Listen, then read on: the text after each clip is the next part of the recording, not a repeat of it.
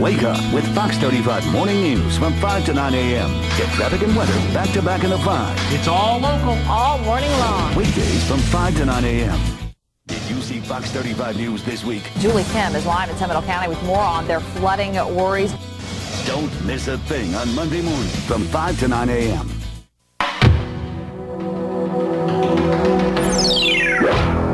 They were called the Children of God, but they were pawns in a sect built on sex and forced to make love. But for this child of God, chosen to lead, his memories turned into murder. This is my weapon of choice. He just said, well, let's kill my dad. And I said, yeah. My son just stabbed me in the head. Basically, it was an ambush. I wanted him to know that it was me. And then I actually said, hi, Dad. Then I stabbed him in the chest. Hurry, I'm not going to last too much longer. It cut me as deeply as I had cut my dad. Now he wants forgiveness, the dangerous son. Well, the world has been demanding we bring them back, so here, for one last time, you guessed it, fainting goats.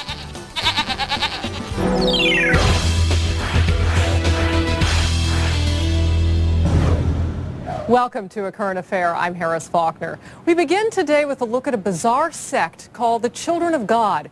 In West Hollywood, California, along the famous Sunset Strip, a dangerous evangelist gathered his disciples. He sent out female members of his secret sect to recruit male passers-by with sex. He called it flirty fishing. And some of the people caught up in it now say it led to the ruin of men, women, and children. Our Arthel Neville reports. On a breezy Saturday afternoon in San Diego, California, more than 100 people gathered to honor the memory of young lives cut tragically short. But one name, one life, was given special attention, for everyone gathered knew Ricky Rodriguez. Richard P. Rodriguez.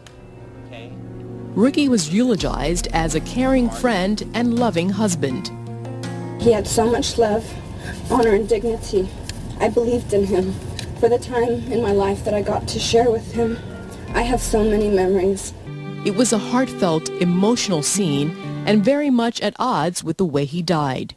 I just shot a 45 today for the first time. I was able to rent one at the range that I'm a member at. That loud. Ricky Rodriguez was like many of the people who gathered at his memorial. Like them, he had been introduced to sexual behavior at an early age, and like them, he was raised in a secretive sect called the Children of God. People like Daniel Roselle, who was Ricky's childhood friend, Don Irwin, whose sister lived with Ricky, and Sarah Martin, who spoke with him shortly before he died. It was very odd growing up because you would see couples having sex in different places. And we're talking about a atmosphere where a woman would conduct full-on sexual relationships with the young boys and young teenagers. 12 years old, you're an adult, and then you could have sex with adults. The Children of God was formed in the freewheeling 1960s by an evangelist named David Berg. He started out of a storefront church in Huntington Beach, California. His formula was simple. People could gain salvation through sex. Beautiful men and women, beautiful youth, even beautiful sex. The group fit in with the hippie youth culture of the time, using comic books and music to attract people. From the outside, it looked like a very happy group.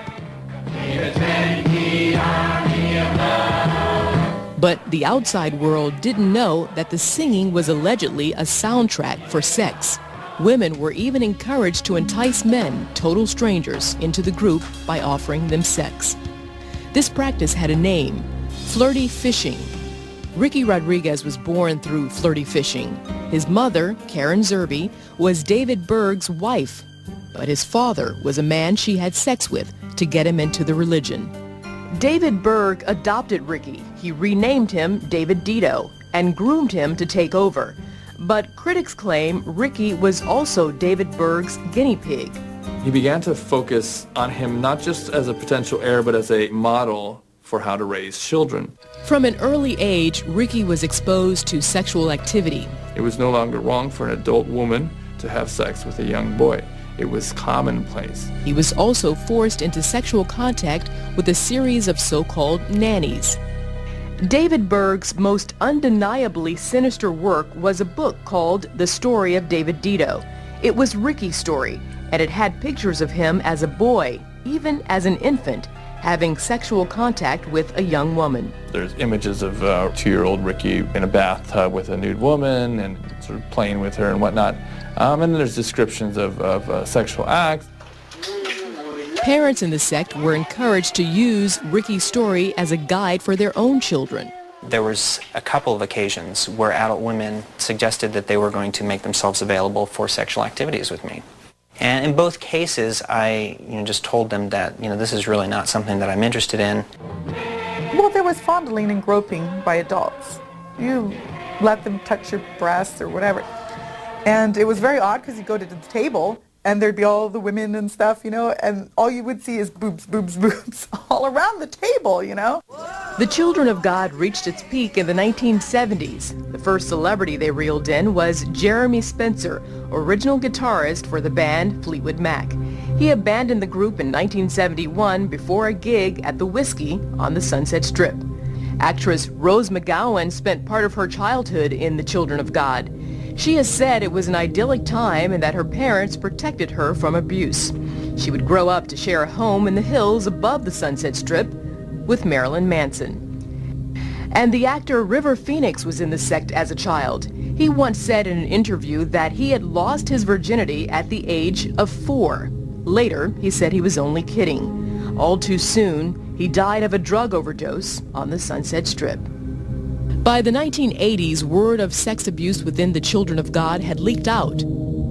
Berg changed the name of his group to The Family and called it an international Christian organization. With his adopted son and inner circle, he stayed on the move.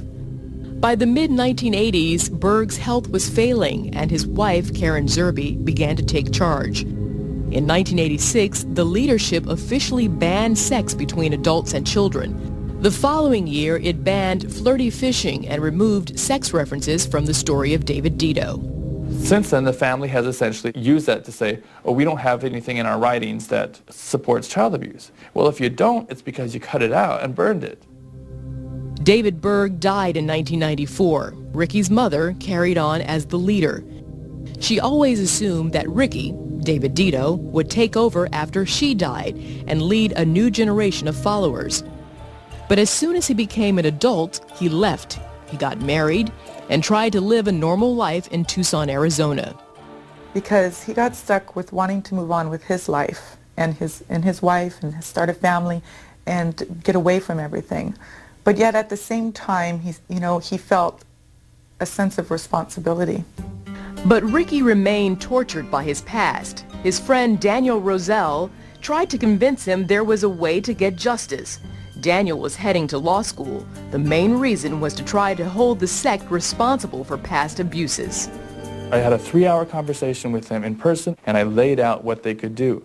We go after the people and try to get some reconciliation or try to get some acknowledgement or try to get the people and get some prosecutions. We just investigate it. We either do it all the way to the very top, to the leaders themselves. Daniel Roselle thought he had convinced his friend until he got the news. But I can tell you, you go through somebody's skull and it's going to expand. By January 2005, the past of Ricky Rodriguez had destroyed his future. He was separated from his wife, and he was haunted by communications with other people his age, men and women who had grown up in the group and whose lives they claim were ruined because of it. And even though I talked many times to him about how it wasn't his fault, it had nothing to do with him, you were a victim as well. This isn't your burden to carry. He just really felt that very strongly. He's like, but people are counting on me. And and it was hard to tell him because I knew they were.